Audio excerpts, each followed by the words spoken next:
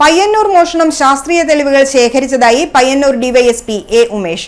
പ്രതികളെക്കുറിച്ച് സൂചന ലഭിച്ചതായും ഉടൻ വലയിലാകുമെന്നും അദ്ദേഹം അറിയിച്ചു. മഴക്കാലം വരുന്നതോടെ കവർച്ച കൂടാൻ സാധ്യതയുണ്ടെന്നും ജാഗ്രത പുലർത്തണമെന്നും ആയുധങ്ങൾ വീടിന് പുറത്ത് സൂക്ഷിക്കരുതെന്നും ഡിവൈഎസ്പി മുന്നറിയിപ്പ് നൽകി. മോഷണ സ്ഥലത്ത് ശാസ്ത്രീയ പരിശോധനകൾ പൂർത്തിയായിട്ടുണ്ട്. അതുപോലെ നമുക്ക് മറ്റ് തെളിവുകളൊക്കെ നമ്മൾ ശേഖരിച്ചു വരികയാണ്. വളരെ പെട്ടെന്ന് തന്നെ പ്രതികളെ പിടിക്കാൻ പറ്റുന്നതാണ് നമ്മുടെ പ്രതീക്ഷയുള്ളത്.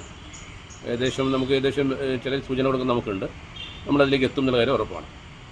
മഴക്കാലം വരികയായി. മഴക്കാലം വരുമ്പോൾ നമുക്ക് കൂടുതൽ സുരക്ഷ നമ്മുടെ വീടുകളിലൊക്കെ ഒരുക്കേണ്ടതുണ്ട്. പ്രധാനമായിട്ടും നമ്മുടെ വീടുകളിൽ ഇപ്പോൾ നമുക്കിങ്ങനെ കാണുന്നത് നമ്മളെ ആക്രമിക്കാനുള്ള ആയുധങ്ങളൊക്കെ നമ്മുടെ വീടിൻ്റെ പുറത്ത് വെച്ചിരിക്കുകയാണ്. അത്തരം സാധനങ്ങളൊക്കെ മാറ്റി വെക്കുക. അതുപോലെ സുരക്ഷിതമായി നമ്മുടെ ഗോൾഡ് അതേപോലെ വില ഉൾപ്പെടെ സാധനങ്ങളൊക്കെ കഴിവതും ലോക്കറിലേക്ക് മറ്റോ മാറ്റുന്ന രീതിയിലേക്ക് ചെയ്യുക. വേറെ ഒന്നും നമ്മുടെ പരിസരത്തുള്ള ആൾക്കാർ തമ്മിലൊരു കോർഡിനേഷൻ ഉണ്ടാവുക. നമ്മുടെ റെസിഡൻസ് അസോസിയേഷനൊക്കെ ക്യാമറകളും സർവൈലൻസ് പരിപാടികളൊക്കെ കുറച്ചുകൂടി ആക്റ്റീവാക്കി ചെയ്യാനുള്ള സംവിധാനം ഉണ്ടാക്കുക.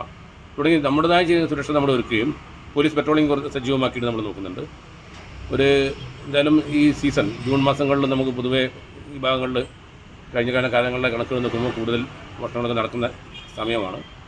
അപ്പോൾ അതുകൊണ്ട് കുറച്ചുകൂടി ജാഗ്രതയോടുകൂടി ഞങ്ങളും നാട്ടുകാരും ഒരുമിച്ച് നിൽക്കാം. നമുക്ക് ഒരുമിച്ച് മുന്നോട്ട് പോകാം. പയ്യന്നൂർ പെരുമ്പയിലെ CH സുഹറയുടെ വീട്ടിലാണ് കഴിഞ്ഞ ദിവസം രാത്രിയിൽ കവർച്ച നടന്നത്. 75 പവൻ സ്വർണ്ണാഭരണങ്ങളാണ് നഷ്ടപ്പെട്ടത്. ഇരുനില വീടിന്റെ മുകളിലത്തെ നിലയിൽ വീട്ടുടമസ്ഥയായ സുഹറയും മകന്റെ കുടുംബാംഗങ്ങളും ഉറങ്ങുമ്പോഴായിരുന്നു താഴത്തെ മുറി കുത്തിത്തുറന്ന് കവർച്ച നടന്നത്. വീട്ടുകാർ രാവിലെ ഉണർന്ന് താഴേക്ക് വന്നപ്പോഴാണ് മോഷണ വിവരം അറിഞ്ഞത് തന്നെ. താഴെ നിലയുടെ വാതിൽ കമ്പിപ്പാര കൊണ്ട് കുത്തിത്തുറന്ന നിലയിലായിരുന്നു ഉണ്ടായിരുന്നത്. 2 കിടപ്പുമുറികളും ഷെൽഫുകളും കുത്തിത്തുറന്നിരുന്നു. സാധനങ്ങളെല്ലാം വാരി വലിച്ചിട്ട നിലയിലുമായിരുന്നു ഉണ്ടായത്. വാതിൽ കുത്തിത്തുറക്കാൻ ഉപയോഗിച്ചെന്ന് കരുതാവുന്ന കത്തിയും മുറിയിലുണ്ടായിരുന്നു. പെരുമ്പ ടൗണിൽ ലത്തീഫിയ സ്കൂളിന് മുന്നിൽ തന്നെയാണ് വീട്. സുഹറയുടെ ഭർത്താവ് അസുഖബാധിതനായതിനാൽ ഇവർ രണ്ടുപേരും പരിയാരം ഗവൺമെന്റ് മെഡിക്കൽ കോളേജിലായിരുന്നു ഉണ്ടായത്.